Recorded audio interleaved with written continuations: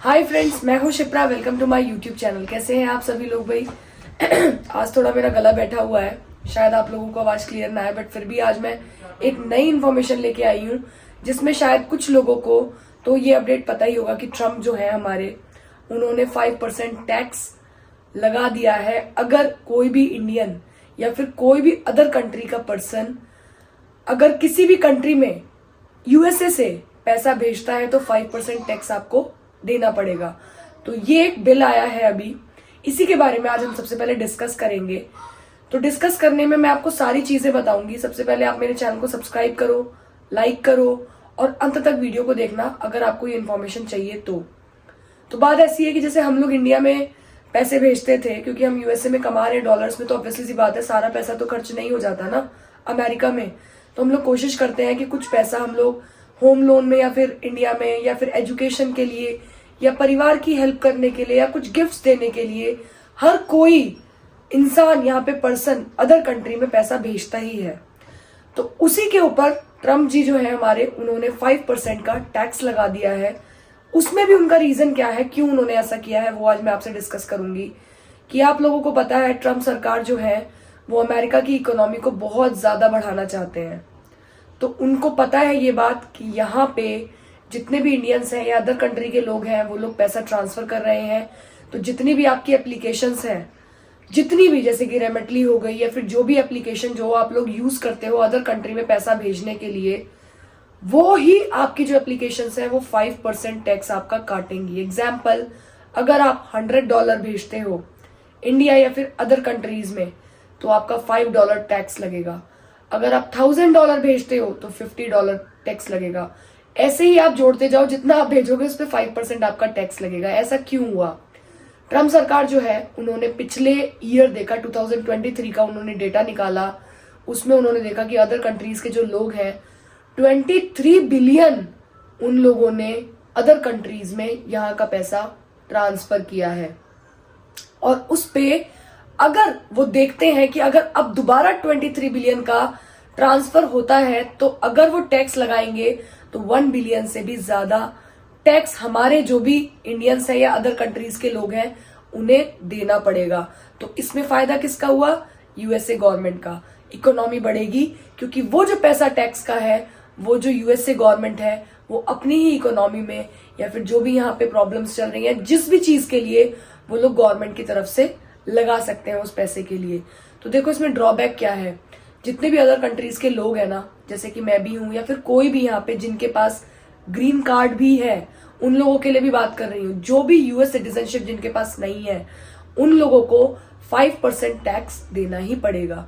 चाहे वो H1B visa पे हो, चाहे वो F1 वीजा पे हो, या फिर वो आपके ग्रीन कार्ड पे हो, या फिर अलग अलग वीजा किसी भी वीजा पे हो, 5% देना है। अगर यूएस सिटीजनशिप का कोई बंदा है उसको 5% टैक्स नहीं देना। बट यहाँ पे ड्रॉबैक क्या हुआ आपको पता है?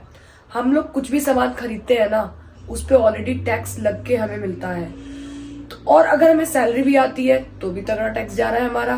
तो टैक्स के ऊपर टैक्स देना ना बहुत बड़ा, मतलब नाइंसाफी हो रही है ये अदर कंट्रीज के साथ जो ट्रम्प कर रहे हैं, सिर्फ किस लिए कि इकोनॉमी बढ़ पाए उनकी।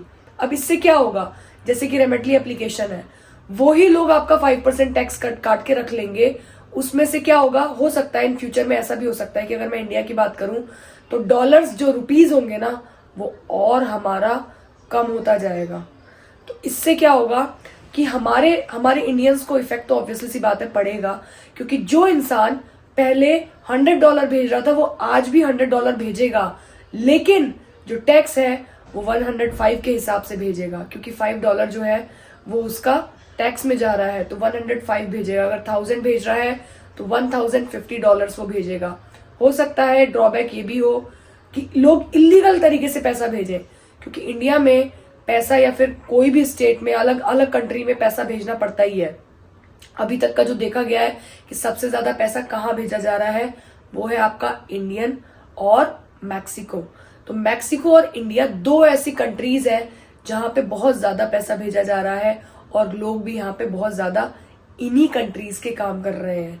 तो इससे क्या फर्क पड़ेगा कि अगर ये लोग पैसा भेजेंगे तो जितना भी पैसा है उसमें 5% जो भी होगा वो यहाँ पे यूएस गवर्नमेंट जो है अपने ही यहाँ पे इकोनॉमी को बढ़ाने के लिए लगा देगी। लेकिन इलीगल तरीके से किस तरीके से पैसा भेजेंगे? क्या लगता है कि इंडियंस या फिर मैक्सिकन या फिर अदर कंट्रीज के लोग पैसा नहीं भेजेंगे? जरूर भेजेंगे, बस तरीका चेंज हो जाएगा। तरीका क्या होगा? हो सकता है वो लोग गिफ्ट्स के रूप में दे दें, हो सकता है कि वो लोग गोल्ड खरीद लें, हो सकता है कि वो लोग यूएस सिटीजनशिप का कोई फ्रेंड हो उनका, उनके थ्रू पैसा भिजवा लें, हो सकता है कि कैश भेजें।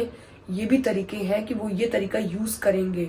तो ट्रम्प ना नए नए बिल पास कर रहे हैं, लेकिन अभी खुशी की बात ये है कि ये बिल अभी पास नहीं हुआ है। ये सिर्फ एक अभी र्यूमर उड़ा है या फिर एक प्रपोजल रखा गया है जिसके ऊपर लोग बहुत ज्यादा वरीड हो गए हैं।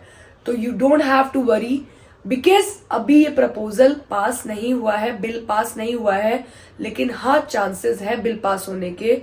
2026 में हो सकता है कि ये बिल पास हो जाए।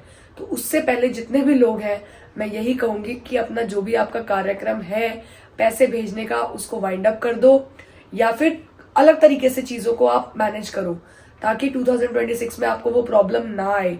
क्योंकि हमारे जितने भी इंडियन से अदर कंट्रीज के लोग हैं वो यही चाहते हैं कि अगर वो यहाँ पे है तो कुछ उनके बेनिफिट्स घर वालों को भी मिले जो उनसे दूर है कि नहीं? आप मुझे बताना कमेंट में। यही चीज है यहाँ पे जिसकी वजह से इंडियंस और अदर कंट्रीज के लोग रह रहे हैं। अगर ये भी चीज नहीं रहेगी तो आप बताओ, हम तो हर चीज पे टैक्स दे रहे हैं, यहाँ पे सब्जी से लेके खाने से लेके हर चीज पे हम लोग टैक्स दे रहे हैं, उसके बावजूद पैसा ट्रांसफर करने पे भी टैक्स देंगे। ये बहुत बड़ी नाइंसाफी होगी। तो ये प्रपोजल अभी आया नहीं है। जितने भी बिल पास हुए थे, अभी बर्थ कट बिल पास हुआ था, पीछे आपने देखा होगा कि अगर आप कोई भी बच्चा लाइक यहाँ पे बॉर्न होता है तो उसको यूएस सिटीजनशिप नहीं मिलेगी, तो वो भी एक प्रपोजल ही था।